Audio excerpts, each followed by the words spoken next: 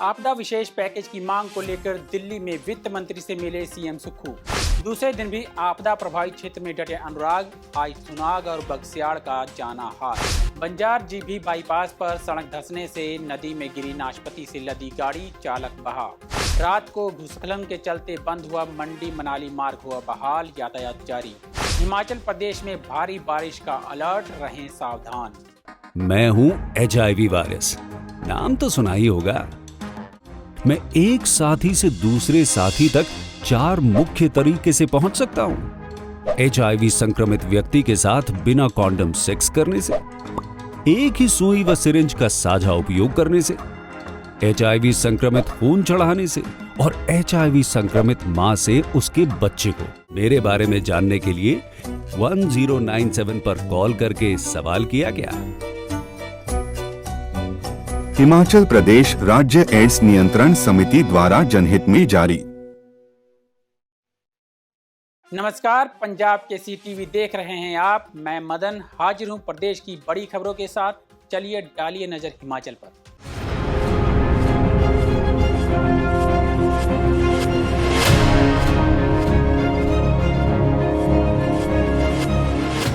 पहली खबर का रुख करते हैं।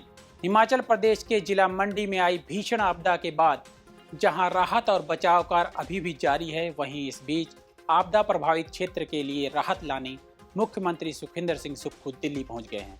सीएम सुक्खू ने दिल्ली पहुंचकर वित्त मंत्री निर्मला सीतारमण से मुलाकात की और हिमाचल में आई आपदा के साथ साथ अन्य कई मुद्दों को लेकर वित्त मंत्रालय में वित्त मंत्री के साथ चर्चा की।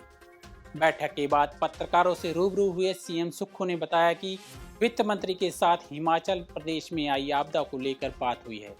प्रदेश में अब तक बरसात से करीब 800 करोड़ रुपए का नुकसान हो चुका है, जिसको देखते हुए वित्त मंत्री से अतिरिक्त कर्ज सीमा की मांग की गई है, जिस पर वित्त मंत्री ने सकारात्मक रुख दिखाया है।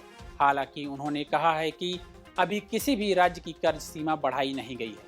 फिर भी आपदा की इस घड़ी में जो भी मदद हिमाचल प्रदेश की हो सकती है की जाएगी। और क्या कुछ कहा सीएम सुक्खू ने, सुनिए।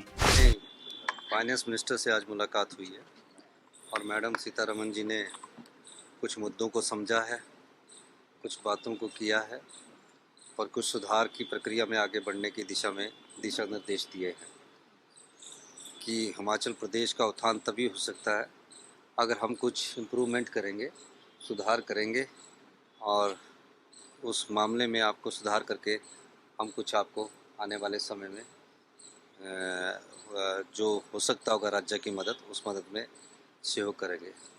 वो डिजास्टर के प्रति भी चिंतित थी और हमने कहा है कि प्रदेश में बहुत अधिक डिजास्टर हुआ है और निश्चित रूप से हम ये कह सकते हैं कि आने वाले समय में हम केंद्रीय मंत्री जी से जो हम एडिशनल बोरिंग की मांग कर रहे हैं, उस मामले में हम आगे बढ़ने के लिए कोशिश करते रहेंगे, क्योंकि उनका एक तर्क है कि एडिशनल बोरिंग हम किसी राज्य को नहीं दे रहे हैं और ना आज तक हमने किसी राज्य को दी है। तो उस संदर्भ में उन्होंने बोला है, क्योंकि आपने हमारी एडिशनल बोरिंग भी बंद हुई है, OPS हमने दिया तो उसके कारण एडिशनल बोरिंग का भी असर पड़ा है। तो उन्होंने कहा कि अभी इस बारे में हम विचार नहीं कर सकते, लेकिन आप कुछ और सुधार प्रशासनिक करिए, तब हम आपको जो सुधार की प्रक्रिया के अनुसार देना होगा उस दिशा में आगे बढ़ेंगे। सर, हिमाचल में कितनी आपदा, कोई आंकड़ा है, कितना इंटरनल नुकसान हुआ है? असेसमेंट अभी तक 1000 करोड़ से ज़्यादा का नुकसान की खबर है और अभी बरसात को आए हुए सिर्फ 15-20 दिन हुआ है। अब ये है कि बरसात से और ज़्यादा नुकसान ना हो, जान माल का नुकसान ना हो। और इस बार जान माल का काफ़ी नुकसान हिमाचल प्रदेश में हुआ है। 32 के करीब अभी भी लोग मिसिंग हैं और 85 के करीब डेथ हुई है। हमारी सरकार प्रयास कर रही है। अब जो मिसिंग लोग हैं उस बारे में NDRF की टीम भी लगी है, होमगार्ड की टीम भी लगी है, पुलिस की टीम लगी है। और जिस प्रकार के क्लाउड बस्ट हो रहे हैं, इन क्लाउड बस्ट के मामले में एक साइंटिफिक स्टडी की ज़रूरत है। केंद्र सरकार का एनवायरनमेंट डिपार्टमेंट और हमारा एनवायरनमेंट डिपार्टमेंट मिलकर इस पर स्टडी करे।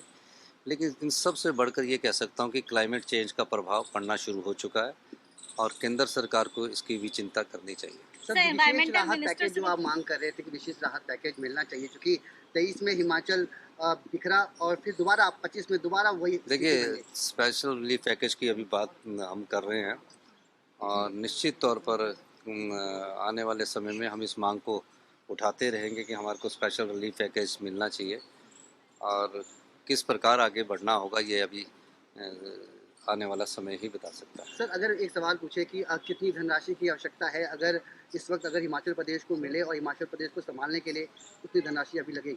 देखिए, इसका आकलन तो टेक्निकल टीम्स लगी है, केंद्रीय टीमें जाती है, सब लोग जाते हैं, आकलन करते हैं, लेकिन नुकसान बहुत ज़्यादा है और देखते हैं अभी, क्योंकि बरसात का भी अंतिम समय नहीं है, शुरुआती समय है, तो बरसात ख़त्म होते हुए क्या नुकसान होता है, कितने क्लाउड बस्ट होते हैं, कितनी और चीज़ें होती हैं, वो उसी समय आकलन किया जा सकता है। सर, एक सवाल का जवाब दे दीजिए, क्या कोई केंद्र बड़े सवाल उठा रही हैं, लिस्ट मांग रही हैं, पिछली जयराम बार की मांग पैसा रही आया हैं। था, क्या इस्तेमाल हुआ, कितना इस्तेमाल हुआ? देखो, कंगना जी सांसद हैं और हिमाचल की एक पृष्ठभूमि से निकलकर उन्होंने फिल्मी दुनिया में अपना नाम कमाया है और राजनीति में आए हैं और राजनीति में आके वो राजनीतिक जो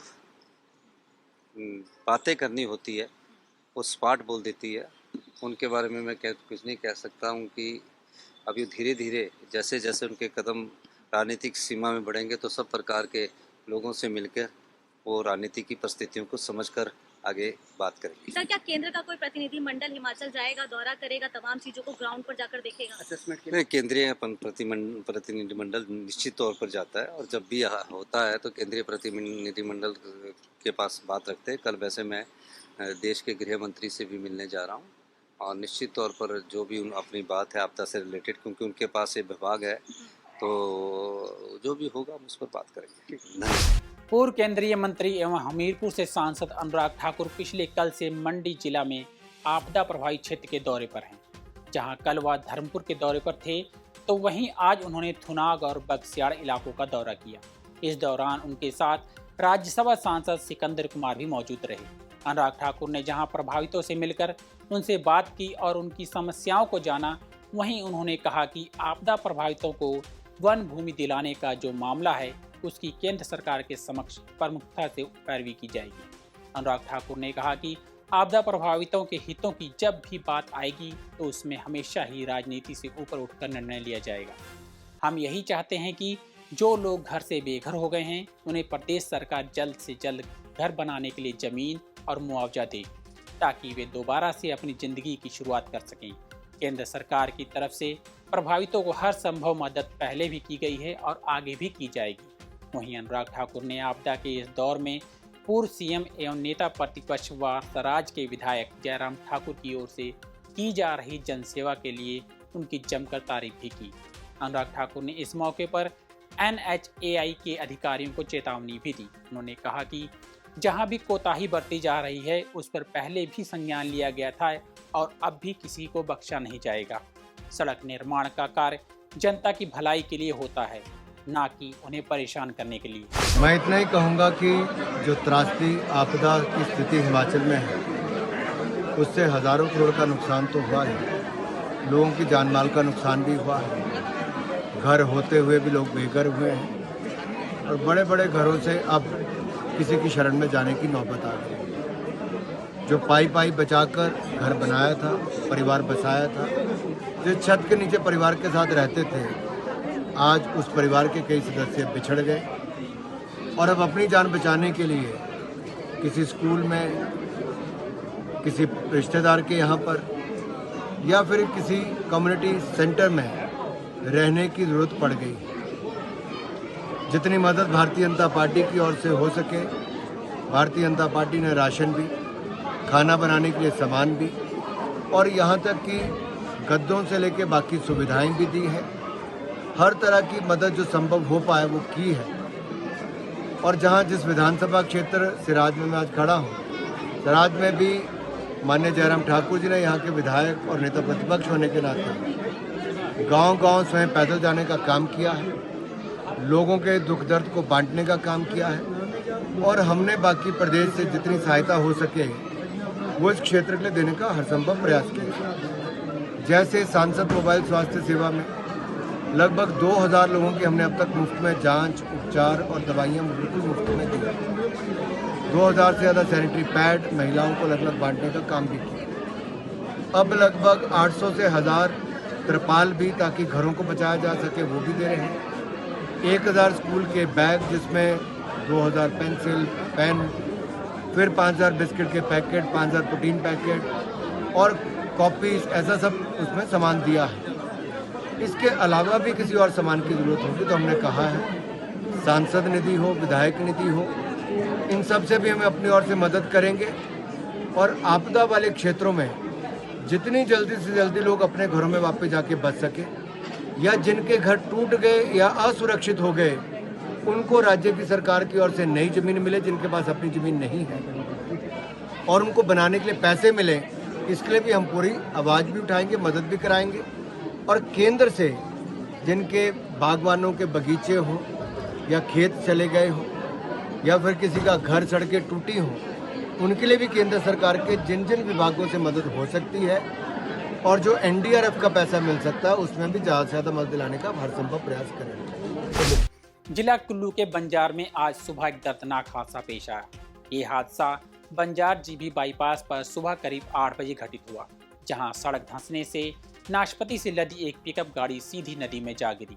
मिली जानकारी के अनुसार गाड़ी में चालक ही सवार था, जिसका अभी तक कोई सुराग नहीं मिल पाया है। स्थानीय लोगों ने इसकी सूचना प्रशासन को दी, जिसके बाद राहत व बचाव कार्य शुरू किया गया, लेकिन काफ़ी मशक्कत करने के बाद भी चालक का कुछ पता नहीं चल पाया। अंदेशा जताया जा रहा है कि नदी के तेज बहाव में चालक बह गया होगा। फिलहाल नदी में बहे चालक की तलाश जारी है। हिमाचल प्रदेश में लगातार हो रही भारी बारिश के चलते जिला मंडी में भूस्खलन के चलते एक बार फिर से बंद हुआ मनाली मंडी नेशनल हाईवे यातायात के लिए एक बार फिर बहाल हो गया है। 12 जुलाई को दोपहर करीब 1:30 बजे 4 मील के पास भारी भूस्खलन के चलते यही मार्ग अवरुद्ध हुआ था, जिसे प्रशासन की मुस्तैदी से 28 घंटे की कड़ी मशक्कत के बाद बहाल किया गया था। लेकिन रविवार रात करीब 12 बजे फिर से 4 मील के पास भूस्खलन हुआ, जिसके चलते यह मार्ग फिर से बंद हो गया था। लेकिन प्रशासन ने मुस्तैदी दिखाते हुए सुबह होते ही मलबा हटाकर मार्ग को फिर से यातायात के लिए बहाल कर दिया। इस मार्ग के बार बार बंद होने से कुल्लू और मनाली की ओर जाने वाले यात्रियों एवं पर्यटकों को भारी परेशानी का सामना करना पड़ रहा है।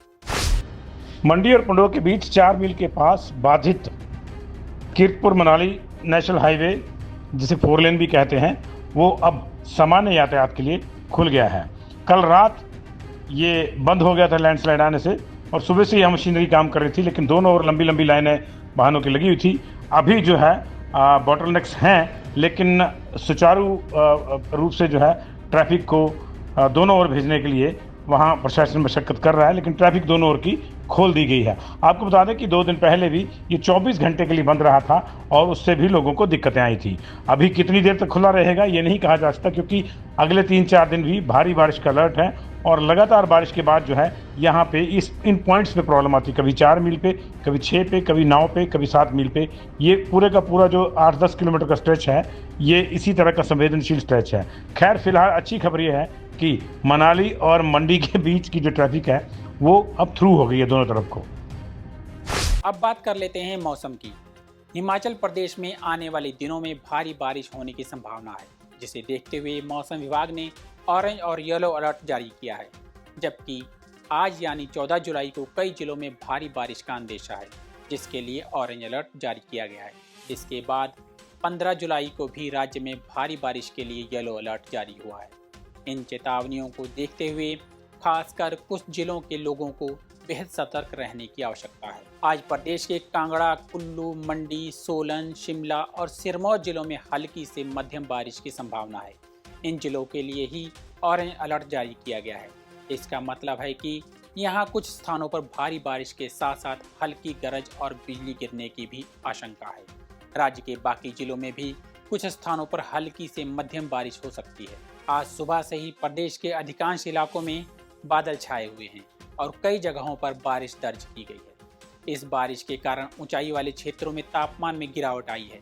जिन इलाकों में मौसम खराब होने की आशंका है, उन इलाकों के लिए मौसम विभाग ने सावधानियां बरतने की सलाह दी है, जिसके तहत बाहरी गतिविधियों को सीमित करने को कहा गया है। जितना हो सके खुद को सुरक्षित स्थानों पर रखें और घर के अंदर रहें।